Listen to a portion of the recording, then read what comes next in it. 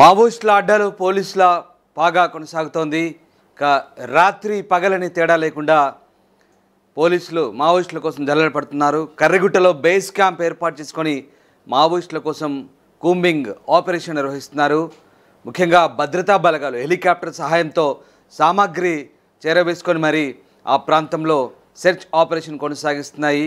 ఇటు భద్రతా దళాల మధ్య కొంత సమన్వయం లోపించినప్పటికీ భద్రతా దళాలు పూర్తిగా కర్రెగుట్ట ప్రాంతాన్ని చుట్టుముట్టి అక్కడ మావోయిస్టుల కోసం గాలింపు చర్యలు చేపడుతున్నాయి. కర్రెగుట్టపై భద్రతా బలగాలు జాతీయ జెండాను కూడా ఎగరవేశాయి. మొత్తం మీద మావోయిస్టుల ఏరువేతే లక్ష్యంగా భద్రతా బలగాలు ముందు కదులుతున్నాయి.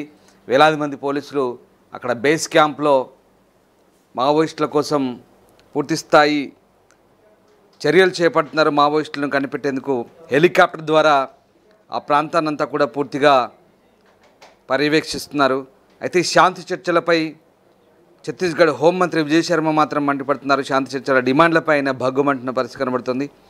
కర్రెగుట్టలపై భద్రతా దళాలు బేస్ క్యాంప్ ఏర్పాటు చేసినట్లు తెలుస్తోంది. ఆపరేషన్లో భాగంగా గుట్టలపైకి చేరుకున్నాక ఓ జవాన్ అక్కడ జాతీయ జెండాను ఎగరవేయడం ఇందుకు బలం చేకూరుస్తోంది.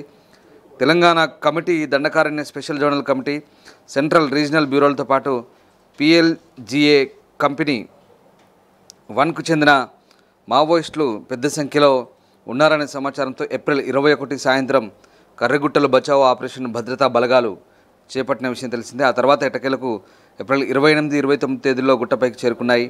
వారు పహారా కాసేందుకు అవసరమైన సామాగ్రిని హెలికాప్టర్ ద్వారా చేరవేశారు. దీంతో అక్కడ ఫార్వర్డ్ ఆపరేటింగ్ బేస్ FOBని భద్రతా దళాలు ఏర్పాటు చేసినట్టు తెలుస్తోంది. ఈ మేరకు గుట్టలపై త్రివర్ణ పతాకం పట్టుకొని నడుస్తున్న జవాన్తో పాటు బేస్ ఏర్పాటు, కూంబింగ్కు సంబంధించిన వీడియోలు బుధవారం వెలుగు చూశాయి.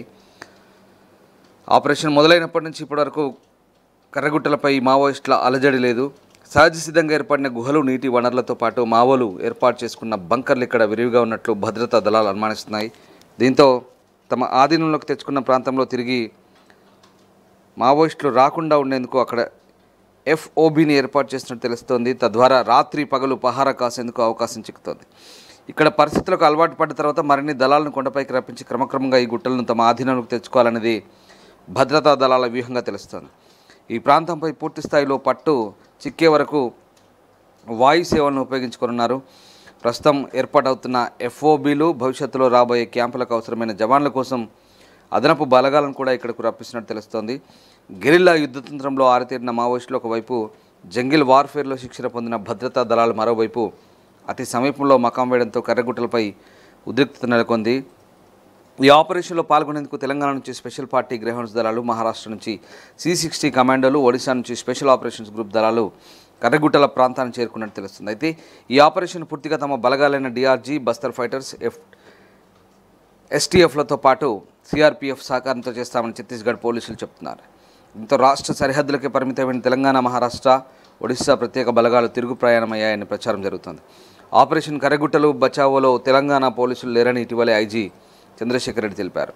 ఈ ప్రచారానికి బలం చేకూరుతోంది. మరోవైపు కేంద్ర intelligence bureau IB chief Tapan Deka దగ్గరుండి ఈ ఆపరేషన్ పర్యవేక్షిస్తున్నట్టు తెలుస్తోంది. మావోలతో ప్రభుత్వం చర్చలు జరపాలంటున్న తెలంగాణ ముఖ్యమంత్రి రేవంత్ రెడ్డి, మాజీ ముఖ్యమంత్రి కేసీఆర్, శాంతి కమిటీలు, మేధావులు, ప్రజా సంఘాలపై ఛత్తీస్గఢ్ ఉప ముఖ్యమంత్రి, హోంమంత్రి విజయ్ శర్మ మండిపడ్డారు. శాంతి చర్చలు జరపాలని అడగడానికి వారెవరన్నారు? ఛత్తీస్గఢ్లో హింసకు పాల్పడుతున్న వారితో వీరికి ఏం సంబంధం అని ప్రశ్నించారు. కర్రెగుట్టల ఆపరేషన్ మొదలు కాగానే వీరి బాధను వ్యక్తం చేస్తూ చర్చలు జరపాలని మాట్లాడుతుండడం అనుమానాలకు దాల్మే కుచ్ కాలా హై అంటూ ఆయన కామెంట్ చేశారు. వీరు తమ మాటల ద్వారా దేశ ప్రజలను తప్పుదోవ పట్టిస్తున్నారంటూ ఆరోపించారు. మావోయిస్టు ఉద్యమానికి నాయకత్వం వహిస్తున్న వారిలో ఎక్కువ మంది తెలంగాణ వారు ఉండడం, వారిలో ఎక్కువ మంది కర్రెగుట్టలపై ఉన్నట్లు ప్రచారం జరుగుతున్న నేపథ్యంలో విజయ్ శర్మ మీడియా ముఖంగా బుధవారం రాయ్పూర్లో చేసిన వ్యాఖ్యలకు ప్రాధాన్యత సంతరించుకుంది. ప్రపంచంలో ఏ మూల ఏ క్షణం ఏం జరుగుతుందో వేగంగా తెలుసుకోవడానికి తొలి వెలుగు వాట్సాప్ ఛానల్ని ఫాలో చేయండి.